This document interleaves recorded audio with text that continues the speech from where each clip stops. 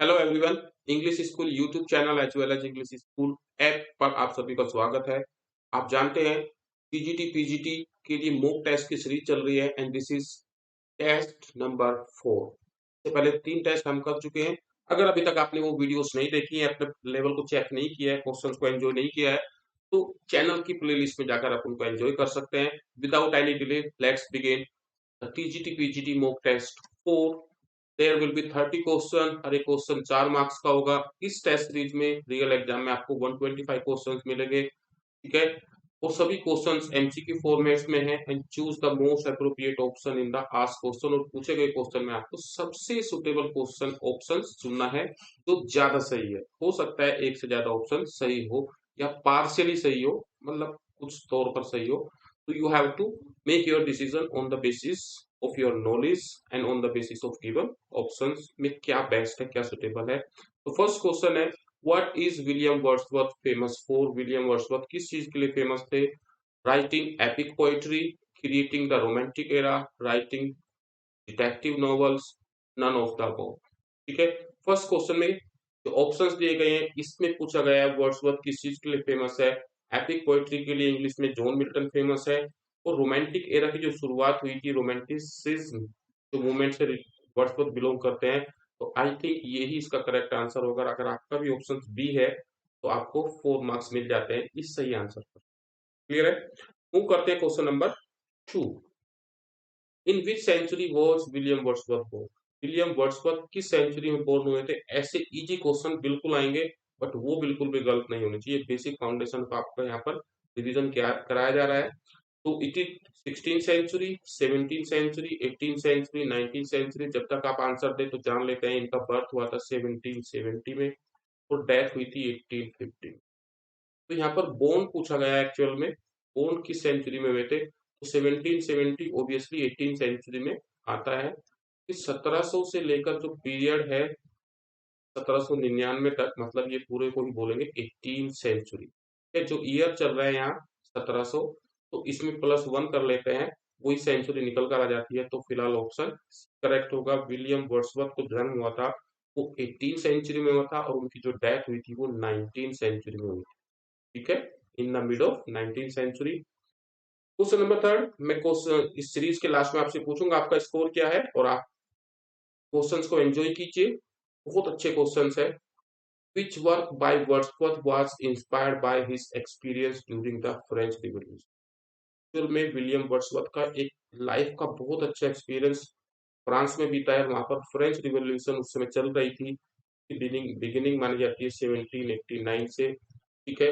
और 1791 से 92 तक का पीरियड उन्होंने वहां पर काफी डिवोट किया। उसके बाद 1798 में भी वहां पर विजिट किया उन्होंने। ठीक है। तो फ्रेंच रिवॉल्यूशन का जो एक्सपीरियंस था, तो जो इंस्पायर होगा, क्या वर्क लिखा? तो ऑप्शन है lyrical ballads, the prelude, intimation of immortality जो एक ओड है, टिल्टन है। ठीक है। तो क्या ऑप्शन होगा? ए बी सी या D? Of course French revolution का जो इन्फ्लुएंस था वो उनके वर्क के अंदर देखा जाता है। तो एक कलेक्शन ऑफ पोएम्स है लिरिकल बैलेट जो 1798 में पब्लिश हुई थी और अनोनिमसली पब्लिश हुई थी। इसमें ऑथर्स के नेम नहीं थे, ये कोलैबोरेशन में लिखी गई थी एसटी कॉलेज के साथ। 19 पोएम इसमें वर्ड्सवर्थ की ही थी। ठीक है। तो ये फ्रेंच रिवॉल्यूशन से इंस्पायर होकर उनके एक्सपीरियंस पर बेस्ड ये कलेक्शन है लिरिकल बैलेट्स। तो यही करेक्ट आंसर है। कब आया था ये भी पूछा जा चुका है, 1798। In which year did Wordsworth publish lyrical ballads? इस क्वेश्चन का आंसर तो किसी का गलत नहीं हो सकता, कभी भी गलत नहीं हो सकता। ठीक है। अगर आपने थोड़ा सा भी लिटरेचर में इंटरेस्ट है, वर्ड्सवर्थ को थोड़ा सा भी पढ़ा है, तो क्योंकि यही वो ईयर है जब माना गया है कि the beginning of romanticism.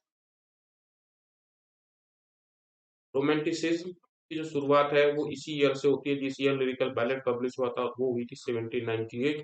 Time बिल्कुल भी वेस्ट नहीं करेंगे। क्वेश्चन नंबर 5 पर मूव करते हैं। विच of the following literary movement is Wordsworth associated with? William Wordsworth किस लिटरेरी मूवमेंट से एसोसिएटेड थे? लिटरेरी पॉलिटिकल एज अलग होती है, लिटरेरी एज अलग होती है। उस एज में होने वाली एक मूवमेंट जिसने उस पूरे चीज को इन्फ्लुएंस किया हो, चेंज किया हो, एक चेंज की शुरुआत की हो, तो उसी को लिटरेरी मूवमेंट बोला जाता है। जैसे विलियम शेक्सपियर रेनेसां से बिलोंग करते थे।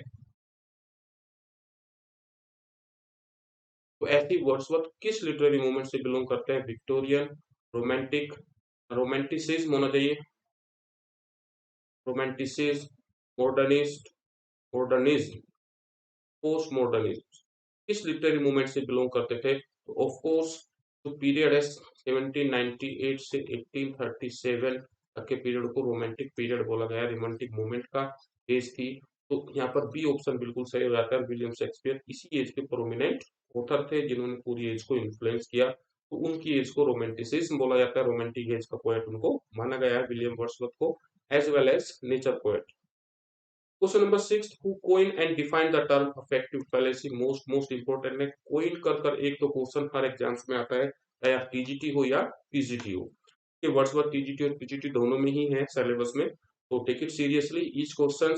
अगर ये फाउंडेशन आपकी क्लियर है, आप 27 प्लस आप स्कोर कर रहे हैं, तो आगे की जो मॉडरेट और डिफिकल्ट लेवल आएगी तो वो आपको समझने में आसान होगी, क्योंकि बेसिक से कनेक्ट करके ही बाकी क्वेश्चन बनते हैं, किसी भी एग्जाम में देख लीजिए। बेस जितना स्ट्रॉन्ग होगा, फिलहाल पूछा गया है अफेक्टिव फैलेसी, ठीक है। एक कंसेप्ट है अफेक्टिव फैलेसी का, तो इसको किसने दिया था? मेनली ये मुनरो सी ब्रैडसली ने दिया था, लेकिन यहाँ पर ऑप्शन सी भी सही है, तो बी और सी दोनों ही सही है। या तो एंड करके ऑप्शन आना चाहिए, या फिर आप जो भी चूज करोगे बी और सी में से आपको दोनों पर ही मार्क्स दिए जाएंगे। अगर आपने सी किया होगा दैट इज मोर इम्पोर्टेंट। हालांकि एंड करके लिखा था, उन्होंने एक ऐसे लिखा था डब्ल्यू के विमसेट एंड मोनरोसी ब्रैडसली ने, और उसी में इन्होंने इस टर्म को डिफाइन किया, कोइन किया। उसका क्रेडिट सीधा सीधा जाता है मोनरोसी ब्रैडसली एंड डब्ल्यू के विमसेट को। इस चीज के लिए अफेक्टिव फैलेसी, तो जो भी आपका आंसर है बी या सी दोनों के लिए आपको मार्क्स आता है। Who among the following introduced the views of aestheticism into England? देखिए एस्थेटिसिज्म 20th सेंचुरी में, सॉरी 20th सेंचुरी बोला जाएगा इसको, 19th century, in the latter part of 19th century. Focus कीजिए 19th सेंचुरी, 20th थोड़ा सा कंफ्यूजन हो गया। एक लेटर पार्ट में एक मूवमेंट थी एस्थेटिसिज्म, जो डेकेडेंस के पैरेलल चली थी, ठीक है। लेकिन वो जो फ्रांस से स्टार्ट हुई थी, फ्रांस से स्टार्ट होने वाली एक मूवमेंट थी, जो आर्ट को सुप्रीम क्रिएशन मानते हैं ह्यूमन बीइंग्स में, and art is for art sake, ऐसा इसका स्लोगन था। लेकिन उसको इंग्लैंड में इंग्लिश लिटरेचर में लाने का क्रेडिट किसको जाता है? ये आपसे क्वेश्चन पूछा गया है। क्वेश्चन को एक बार और पढ़ देते हैं। Who among the following introduce the views of aestheticism into England? Option है Oscar Wilde, Walter Pater, Arthur Symons and Charles Swinburne. आपने क्या ऑप्शन चुना है? आपके पास 5 सेकंड्स है। 1, 2, 3, 4, 5, और अगर आपने बी चुना है तो बिल्कुल +4 कर लीजिए अपने स्कोर में। वॉल्टर पैटर को क्रेडिट जाता है एस्थेटिसिज्म को इंट्रोड्यूस कराने के लिए इंग्लैंड में, या इंग्लिश लिटरेचर बोले। अ शॉर्ट पिटी स्टेटमेंट, ठीक है, pithy short pointed statement of widely accepted, एक शॉर्ट पिटी स्टेटमेंट है, वाइडली एक्सेप्टेड है, वो ट्रूथ है अबाउट एवरीडे लाइफ, तो क्या बोला जाता है? एग्जाम्पलम, एपिग्राम, प्रोवर्ब, इडियम।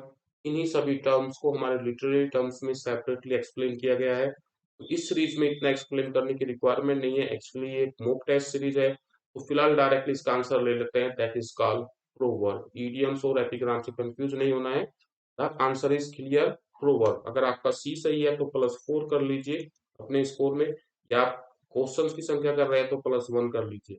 हर एक क्वेश्चन 4 मार्क्स का है। द टर्म बुकोलिक रेफर्स टू, आज का हैशटैग कर लीजिए इस क्वेश्चन को। बुकोलिक टर्म, बुकोलिक पोएट्री भी होती है, पोएट्री की एक फॉर्म होती है, तो किसको रेफर करती है? ओड को, जो ऑब्जेक्टिव फॉर्म है, एपिक ये भी ऑब्जेक्टिव फॉर्म है, सोनेट ये सब्जेक्टिव फॉर्म होती है, पेस्टोरल पोएट्री किसको रेफर करती है? ये बुकोलिक, ठीक है। तो अगर आपने आंसर दिया है ए बी या सी तो आप बिल्कुल गलत है, अगर डी दिया है तो आपका आंसर बिल्कुल सही है। +1 या +4 जो भी आप कर रहे हैं उसको ऐड कर लीजिए, +1 करना सही रहेगा, ठीक है, इजी होता है अंडरस्टैंड करना। 4 की संख्या ज्यादा हो जाएगी, तो डी इसका करेक्ट आंसर है, बुकोलिक यही रिप्रेजेंट करता है पेस्टोरल एलजी का, ये एक टाइप है, एक इफेक्ट है bucolic. Question number 10, what is caesura in poetry? ठीक है, वर्ड है सिसोरा, और इसका क्या मीनिंग होता है पोएट्री में? पोएट्री में यूज किया जाने वाला टर्म है, तो आपको बताना है स्प्रंग रिदम से कनेक्टेड करता है या पोज होता है एक लाइन के अंदर, यूज ऑफ अलिटरेशन होता है, यूज ऑफ हाफ लाइन होता है। ठीक है, जल्दी जल्दी से बताइए। पोएट्री में सिसोरा किस चीज को रिप्रेजेंट करता है? वहां पर स्टेंजा की लाइन में आने वाला एक जो शॉर्ट पोज होता है उसी को रिप्रेजेंट किया जाता है caesura, and that is option B. ठीक है, इस चीज का सही है, +1 कर लीजिए। ओ आई एम अ फॉर्चून्स फूल, मैं भाग्य का मूर्ख। सबसे पहले आपको इसमें एफओएस बतानी है, figure of speech. I am fortune's fool is a line from Shakespeare की किस प्ले से लाइन ली गई है? ठीक है, फिगर ऑफ स्पीच के साथ साथ आपको दिए गए ऑप्शन में से चुनना होगा। फिगर ऑफ स्पीच तो एडिशनल क्वेश्चन, आपको क्या फिगर ऑफ स्पीच यहाँ पर यूज की गई है? O I am a fortune's fool, Hamlet, Macbeth, Romeo and Juliet, Antonio and Cleopatra. क्या चुना है आपने? ठीक है, सी। सी सी है तो +1 कर लीजिए, अदरवाइज वेट कीजिए, होल्ड कीजिए अपने स्कोर पर। ये लाइन दी गई है रोमियो एंड जूलियट से, जहां पर बोला जाता है O I am a fortune's fool. Figure of speech बतानी है आपको, मेटाफर है या पर्सोनिफिकेशन है या क्या है? Make it fast. What is thesaurus? ठीक है, आज का हैशटैग सेकंड है ये, हैशटैग कर लीजिए। What is a थिसेरस? 2016 और 2021 में जो क्वेश्चन पैटर्न था उसी को फॉलो करके क्वेश्चन प्रेजेंट किए जा रहे हैं आपके सामने। ठीक है, और इस बार भी पैटर्न यही रहेगा, आई एम डैम श्योर। ठीक है, आप भी श्योर होंगे, मेरे कहने की रिक्वायरमेंट नहीं है। आपसे मीनिंग्स भी पूछे जाएंगे, डेफिनेशंस भी पूछी जाएगी, डिफरेंशियल स्टडी भी की जाएगी। तो व्हाट इज अ थिसेरस? थिसेरस क्या होता है? जनरली एक डिक्शनरी को हम थिसेरस बोलते हैं। ठीक है, तो a type of dictionary that defines a words, तो प्योर डिक्शनरी हो जाएगी। A book that list synonyms and antonyms for words, जो वर्ड्स के लिए सिनोनिम्स एंटोनिम्स प्रेजेंट करती है। A book that contains literary works such as poems, plays, a type of text book used in a language classes. हाँ, ये भी हो सकता है, लेकिन मोर इम्पोर्टेंट एक ऐसी बुक होती है, ऐसी डिक्शनरी होती है जो वर्ड्स के लिए पैरेलल सिनोनिम्स और एंटोनिम्स की लिस्ट प्रोवाइड करती है। थिसेरस करके एक ऐप भी होती है, मेरे पास ऐप काफी अच्छी है। अगर आप किसी भी इंग्लिश एग्जाम की तैयारी कर रहे हैं तो ये ऐप आपके पास होनी चाहिए, पॉकेट थिसेरस। क्या है? पॉकेट थिसेरस। और इस हिसाब से बी हमारा करेक्ट आंसर होगा। ठीक है, बी करेक्ट आंसर होगा। तो उम्मीद है आप सबका आंसर बिल्कुल सही रहा होगा। मूव करते हैं क्वेश्चन नंबर 13 पे। What is an antonym? Synonyms होते हैं, एंटोनियम्स होते हैं, तो एंटोनियम्स की डेफिनेशन पूछ ली गई है, तो ज्यादा समय नहीं लेंगे। अ word that has a same meaning, बिल्कुल नहीं। A word that has opposite meaning of the another word, ये हो सकता है, लेकिन बाकी ऑप्शंस पढ़ेंगे। अ word that is spelled the same, spelling से कोई मतलब नहीं है एंटोनिम्स का। Word that has completely different meaning from another word, different तो सिनोनिम्स भी हो सकता है वो, लेकिन एंटोनिम्स होता है तो अपोजिट मीनिंग होना चाहिए। तो सभी ऑप्शंस को ध्यान से पढ़ना है, तभी आप कंक्लूड कर पाएंगे। ये क्वेश्चन भले इजी हो, ठीक है, लेकिन हमारी जो हैबिट है पेशेंटली क्वेश्चंस को पढ़ना, ऑप्शंस को समझना, कोरिलेट करना, तो चूज द बेस्ट ऑप्शन और फिर उसके अकॉर्डिंग अपना गोला भरना कि 13 का बी है तो 13 के सामने का ही गोला आप बी पॉइंट पे भरे। ठीक है, तो बी करेक्ट आंसर है। 14 व्हाट इज होमोनिम? ठीक है, होमोनिम क्या होता है? इंपॉर्टेंट है, सभी जानते होंगे होमोनिम। आजकल होमोफोन और होमोग्राफ को मिलाकर होमोनिम बोल दिया जाता है, बट ऑप्शंस क्या है ये देखना होगा। नहीं, a word that has the same meaning as another, दूसरे वर्ड का जैसा सेम मीनिंग हो तो सिनोनिम्स बोलेंगे। A word that has opposite meaning antonyms बोलेंगे। A word that is spelled the same, इसकी स्पेलिंग तो सेम है as another word but has a different meaning, उसका डिफरेंट मीनिंग सेम है, मतलब होमोग्राफ। होमोग्राफ।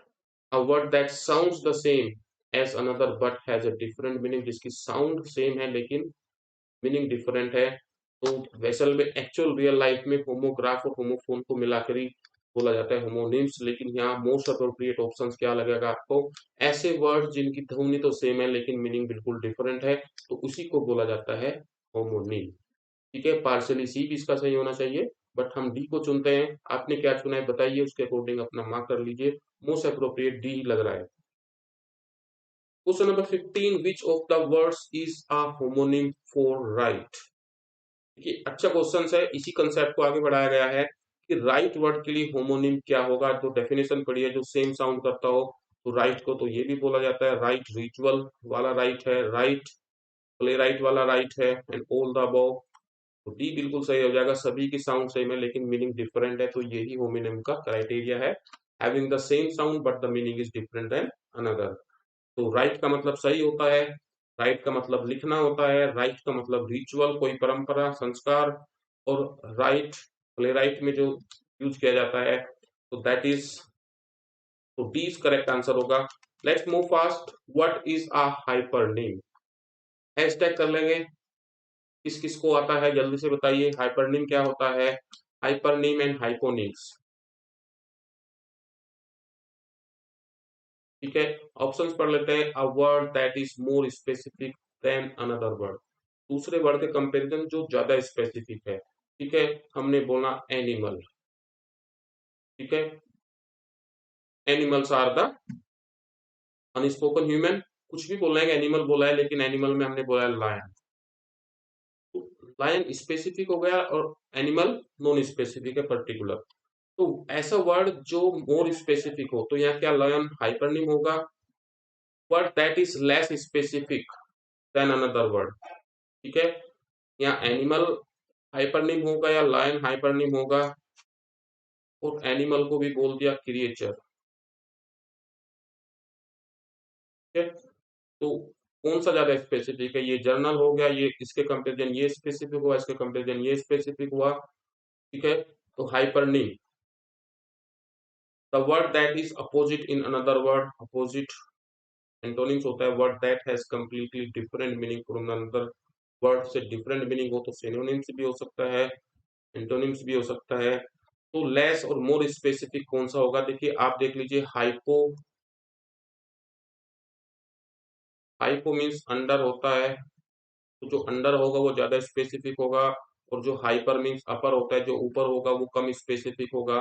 तो वर्ड जो लेस स्पेसिफिक है उसी को बोला जाता है हाइपरनीम। अगर एग्जाम में हाइपोनिम पूछ लिए तो हाइपोनिम हमेशा ज्यादा स्पेसिफिक होगा, जैसे लायन हुआ, ठीक है। एनिमल ज्यादा स्पेसिफिक नहीं है, लेकिन क्रिएचर के मामले में एनिमल भी स्पेसिफिक है अगर उससे कंपेरिजन करें। तो यहाँ एनिमल हाइपोनिम है, इसके कंपेरिजन क्रिएटर के लिए, क्रिएचर के लिए, और हाइपरनीम लेस स्पेसिफिक भी है, ठीक है। तो जो लेस स्पेसिफिक मीनिंग में इन जनरल बोला गया है लायन के कंपैरिजन, तो यहाँ एनिमल हाइपरनीम है। तो हाइपरनीम क्या होते हैं, वो लेस स्पेसिफिक होते हैं, और हाइपोनिम क्या होते हैं, वो ज्यादा स्पेसिफिक होते हैं। तो ये हाइपोनिम है एनिमल के comparison. I hope you got it. ये एक्सप्लेन करने का इतना टाइम भी नहीं है। मूव, इसका भी बी है वो बिल्कुल सही है। What which of the following word is a hypernym for car? Example आ गया बिल्कुल आपका कंसेप्ट क्लियर करने के, कि हाइपरनीम, कार का हाइपरनीम क्या होगा। हाइपर मतलब स्पेसिफिक, लेस स्पेसिफिक आएगा, ठीक है। कार लेस स्पेसिफिक है तो सेडान एक कैटेगरी की स्पेसिफिक हो जाएगा, एसयूवी भी स्पेसिफिक हो जाएगा, व्हीकल इन जनरल हो जाएगा, कन्वर्टेबल भी नहीं होगा, ठीक है। तो इन जनरल जो होगा हाइपरनीम्स क्या होते हैं, लेस स्पेसिफिक होते हैं, और व्हीकल्स में कार आती है तो कार स्पेसिफिक है, और व्हीकल्स लेस स्पेसिफिक है तो व्हीकल ही हमारा हाइपरनीम हो जाएगा। क्वेश्चन कैसे लगे, क्या ये क्वेश्चंस आप पहले कहीं पढ़ चुके हैं या नहीं पढ़ चुके हैं, मुझे जल्दी से बताएं, ठीक है। क्या मेरा हार्ड वर्क आप अप्रिशिएट कर रहे हैं, लाइक एंड शेयर कर रहे हैं, तो मेक इट फास्ट। लाइक्स करने में कंजूसी करते हैं। Identify the noun error in the following sentence. Noun error है, बिल्कुल इजी क्वेश्चन होगा, जब पहले ही बता दिया नाउन एरर है। I have a lot of homeworks to do tonight, आज रात बहुत सारा होमवर्क है करने के, ठीक है। एरर देखनी है, lot homeworks do tonight. Noun की एरर पूछी गई है, तो नाउन वर्क्स जो होता है अनकाउंटेबल होता है, तो इसका प्लूरल नहीं होगा, तो बी ही करेक्ट होगा। +1 कर लीजिए, उम्मीद है जल्दी से सोल्व कर भी लिया होगा आपने, ठीक है। My sister's new car is then my older one, faster, more faster, fastest, more fast. मेरी कार, कंपेरिजन क्या है, मेरी बहन की कार का कंपैरिजन उसकी मेरी पुरानी कार से कंपैरिजन हो रहा है, और दो चीजों के बीच कंपैरिजन है तो कंपैरेटिव डिग्री लगेगी, है। और फास्ट एक शॉर्ट सेलेबल वर्ड है तो उसमें ER लगाकर बन जाएगा। ए वुड बी करेक्ट आंसर, +1 कर लीजिए। Choose the sentence that contains an error, means यहाँ पर इनकरेक्ट सेंटेंस बताना है, इनकरेक्ट सेंटेंस बताना है। The students in the class were well behaved, students were well behaved, ठीक है। the children's toys were scattered all over the room, childrens के साथ ऐसा लगेगा नहीं लगेगा, फिर उनके पॉजिटिव केस की बात आ रही है कि ये कहाँ लगेगा, लगेगा भी नहीं लगेगा। I saw 3 deer in the forest yesterday, 3 deer, deer ही होता है singular plural. The employees at the company were, plural है तो प्लूरल है। देखिए चिल्ड्रन, चिल्ड्रन अपने आप में प्लूरल होता है, चिल्ड्रन ऐसे होना चाहिए, ये कोमा अपोस्ट्रोफी इधर आना चाहिए, तो B part has an error. क्या आपको भी यही लगा है? ठीक है, और किसी सेंटेंस में नहीं लगा? You may decide as per this situation B बिल्कुल करेक्ट आंसर है। ये तो आप तभी बताएंगे जब आंसर की होगी, आंसर की यही होगी कि सब लोग अग्री कर रहे हैं। तो ग्रामर के रूल्स तो काफी डिफरेंट हो सकते हैं टाइम के अकॉर्डिंग। तो टाइम में 30 सेकंड में क्वेश्चन सोल्व करना, आपका ध्यान कहाँ जाता है ये मैटर करता है। Choose the sentence that contains an error, incorrect sentence बताना है। The team celebrated their victory with party, I need to buy some new jeans for the summer, the cat chased the mice through the house, mice, mouse का plural mice. The musicians played their instruments beautifully, adverb का सही use हुआ है, played there instrument, ठीक है। The team, आपने क्या answer दिया है? I will choose for a, team singular है और उनकी विक्ट्री भी सिंगुलर होनी चाहिए, ठीक है। कलेक्टिव नाउन है, कलेक्टिव वे में रिप्रेजेंट किया गया है, तो यहाँ पर इट्स आना चाहिए, इट्स विक्ट्री। एक करेक्ट आंसर लग रहा है, क्या आपको भी लगता है तो +1 कर लीजिए। Question number 22, choose the sentence that contains an error. The comedy company's profits have been steadily increasing, company का profits. We saw a flock of geese flying south in the winter. The bookshelf was filled with books of all genres. Genre, genres. She wore a sunglasses to protect her eyes from the sun. Wore a sunglasses. So what is your answer? Make it fast. What you have opted? I would go for D. ठीक है, sunglasses अपने आप में क्या होता है, plural होता है, तो इसके साथ फिर एक ही रिक्वायरमेंट नहीं होनी चाहिए। बाकी कंपनीज प्रॉफिट ये भी थोड़ा सा डाउटफुल लग रहा है। व्हाट यू से, I have opted D, what you decide +1 कर लीजिए अगर आप भी यही मानते हैं, तो डी ही करेक्ट आंसर होगा। मोर एक्यूरेट की अगर बात करें, which monarch was in power during the most of Shakespeare life, ठीक है। क्वेश्चन ऑप्शन पढ़िए, मैं लिख देता हूँ। 1564 से 1660, तो 1558 से 1603 एलिजाबेथ फर्स्ट थी, 1603 1625 तक जेम्स फर्स्ट थे। अगर हिस्ट्री को पढ़ना आपको मुश्किल लगता है, अनइम्पोर्टेंट लगता है, तो इस क्वेश्चन को सोल्व करने में बहुत समय लग जाएगा, या फिर आप रटेंगे तो रटा हुआ क्वेश्चन जरूर नहीं सेम टू सेम आ जाए। तो एलिजाबेथ और जेम्स फर्स्ट क्वीन, तो इन्होंने पूछा मोस्ट ऑफ द पार्ट, 1558 से 1603, इनकी लाइफ में most of the part queen Elizabeth होगा। क्वेश्चन वैसे इजी है, लेकिन ईयर्स आपको याद रहेंगे तो और कोई डिफिकल्ट क्वेश्चन होगा आसानी से सोल्व कर सकते हैं। How many sonnets did Shakespeare right, ठीक है। आज के लिए ये आपका हैशटैग है, कैसे, सबसे इजी क्वेश्चन लगेगा आपको, ठीक है, इजी है। लेकिन अगर हम इसमें ट्विस्ट कर दे, इसको हटा दे यहाँ पर और कर दे 188, तो आप क्या चुनेंगे? ठीक है, फिलहाल इसका आंसर बी है, आप अपना +1 कर लीजिए। लेकिन एक ऐसी सिचुएशन होती है कि एग्जामिनर ने 154 दिया ही नहीं, तो क्या करेंगे? तो अभी थोड़ा ही ना एग्जाम हॉल में किसी से कंप्लेन करेंगे या लड़ाई तभी शुरू कर देंगे, लड़ाई तो बाद में लड़ेंगे ना, पहले जिम्मेदारी को पूरा करेंगे कि पेपर को अच्छे से अटेंड करे और सही सही आंसर उसमें फिल करे, जो भी पॉसिबल है। तो उस पॉसिबिलिटी में जो क्लोजेस्ट ऑप्शन होगा हम उसको चुनेंगे अगर ऐसी स्थिति एग्जाम्स में आती है। फिलहाल आपका आंसर बी है। Kindly, what was the name of Shakespeare's acting troupe? Acting troupe, acting company, troupe company को रिप्रेजेंट कर रहा है नहीं कर रहा है, आपको कंफ्यूज किया जा सकता है ऐसे वर्ड्स को देखिए। बुक्स में आप कंपनी पढ़ते आ रहे, कंपनी पढ़ते आ रहे, तो देखिए King's Men, Queen's player, Royals company, the Shakespeare players, ठीक है। तो शेक्सपियर की एक्टिंग ट्रूप या उनकी कंपनी का नाम था किंग्समैन। तो ऐसे वर्ड्स आपको एग्जाम में कंफ्यूज कर सकते हैं, बी रेडी, ठीक है। बेसिक स्ट्रॉन्ग होगा तो आपको डाउट नहीं आएगा, वहां पर मैं एक्सप्लेन नहीं कर रहा हूँ, ऐसे आप ही खुद को एक्सप्लेन कर रहे होंगे। तो ट्रूप कंपनी, तो किंग्समैन कब एस्टेब्लिश हुई थी? 1603। How many place did Shakespeare right? Shakespeare ने कितने प्लेस लिखे? 31, 38, 45, 52। आप कहेंगे सर 37 तो ऑप्शन में नहीं है। सेम सिचुएशन, ठीक है, we are not expert. Examiners को ही उस समय सर्वे सर्वा मानना होगा, उसने जो ऑप्शन दी है तो उसके अकॉर्डिंग सुटेबल मोस्ट अप्रोप्रिएट चुनना होगा। परफेक्ट हो ना हो, लेकिन मोस्ट अप्रोप्रिएट होना चाहिए। उस ऑप्शन से हमारा क्या होना चाहिए? बी। तो अभी तक का क्या स्कोर है, जल्दी से शेयर कर दीजिए +1 करते हुए। 26 हो चुके हैं। विच of the following is not one of Shakespeare's historical place? नहीं है, ठीक है। हैशटैग, मैं आपका कंसेप्ट क्लियर नहीं करूंगा, आपको देखना है। हेनरी फिफ्थ हिस्ट्री प्ले है, रिचर्ड थर्ड भी हिस्ट्री प्ले है, किंग लियर ट्रेजेडी है, जूलियस सीजर भी हिस्ट्री प्ले की कैटेगरी में रखा जा सकता है, because it is on the base of history of Rome, Roman history पर बेस्ड है। तो फिलहाल इसका आंसर डी होगा। आप यहीं पर आर्ग्यूमेंट स्टार्ट कर देंगे अपने आप से, एग्जाम हॉल में मैं तो नहीं होगा या कोई और नहीं होगा, टीचर नहीं होगा, होगा वो आपसे आर्ग्यूमेंट करें, लेकिन आप यहीं पर अपना टाइम वेस्ट करना शुरू कर देंगे कि एग्जामिनर ने ये क्या किया, ये क्या किया, ये तो है ही नहीं है। आप ध्यान से पढ़ेंगे, रोमन हिस्ट्री पर बेस्ड प्ले है जूलियस सीजर, तो ये पैरेलली हिस्ट्री प्ले के अंदर भी आते हैं, लेकिन क्रिटिक्स ने इसको क्लासिफाइड किया है रोमन प्लेस, लेकिन वो बेस्ड तो रोमन हिस्ट्री पर ही है। तो ये इंग्लिश हिस्ट्री पर है, वो रोमन हिस्ट्री पर है, तो इसको कंसीडर किया जाता है पार्शियली, ये हिस्ट्री प्ले भी है। तो डी करेक्ट आंसर है, ये प्योर ट्रेजेडी है जो एंशियंट ब्रिटेन से ली गई है। Question number 28, which monarch were reigning during Shakespeare life time? Yes, वो जो इन्फॉर्मेशन दी थी वो यहाँ काम आ सकती है, ठीक है।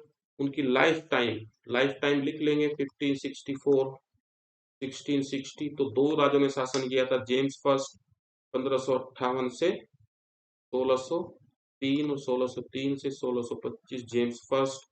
हेनरी एट इस समय में तो पैदा भी नहीं हुए थे, क्वीन मैरी भी उससे पहले की है, उनसे पैदा होने से पहले। King George third, King Charlotte, तो हमें तो आइडिया भी नहीं है इसका। King Edward six, Edward six रहे भी हैं, I am really sorry. Queen Mary second, queen Mary second. फिलहाल हमारा आंसर तो मिल ही गया है ना, हमें ऑप्शंस पढ़ने जरूरी थे, बट फिलहाल हमारा एक कंफर्म फैक्चुअल आंसर मिल गया है, queen Elizabeth and king James first.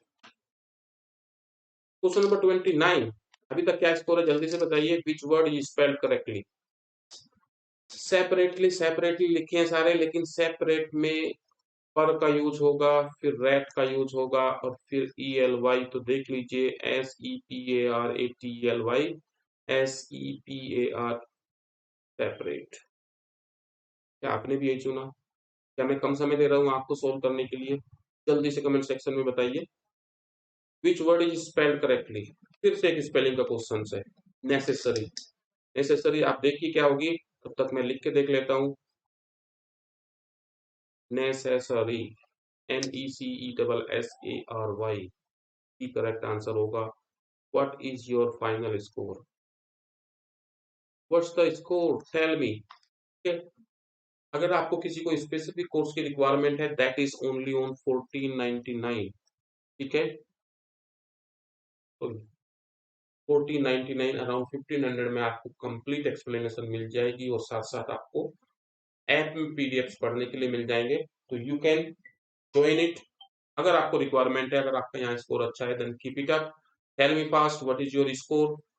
तो we will catch you tomorrow for the next series, series number 5। आज की सीरीज का क्या स्कोर है जल्दी से शेयर कर दीजिए।